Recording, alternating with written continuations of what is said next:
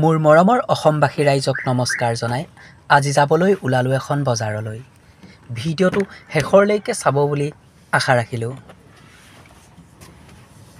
ওম নমঃ শিৱায়। পোনপ্ৰথমতে মহাদেৱৰ ওচৰত সেৱা জনাই গাড়ীখন ষ্টাৰ্ট কৰি লওঁ। তেনেহ'লে ব'লক আমি আমাৰ যাত্ৰা আৰম্ভ কৰোঁ।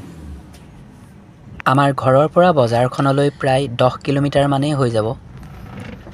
এয়াই হৈছে আমাৰ ঘৰৰ পৰা ওলোৱা ৰাস্তা চাওক কি অৱস্থা ৰাস্তাৰ। আৰু গৈ আছোঁ এতিয়া জামুগুৰি বজাৰলৈ। আহি পাই গ'লোহি বজাৰ। এতিয়া সময় প্ৰায় 8টা মানেই বাজিছে।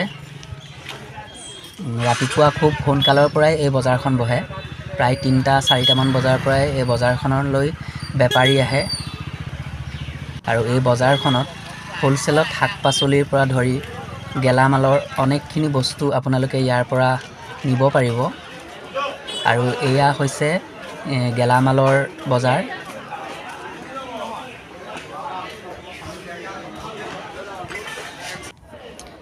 আৰু এয়া লোকেল মাছ। প্ৰত্যেক সপ্তাহৰ শনিবাৰ দিনটোত গোলাঘাট জিলাৰ জামুগুৰি তিনিআলিত এই বজাৰখন বহে। আৰু এয়াই হৈছে জামুগুৰি তিনিআলি। আৰু এইফালে দিয়ে বৰপথাৰ আৰু সৰুপথাৰ যাব পাৰি। ভিডিঅ'টো আজি ইমানেই আছিল। বৰ বিশেষ দীঘলীয়া নহ'ল ভিডিঅ'টো যদি চাই ভাল পায় তেনেহ'লে মোৰ চেনেলটো ছাবস্ক্ৰাইব কৰি দিব। তেনেহ'লে আজিলৈ বাই বাই।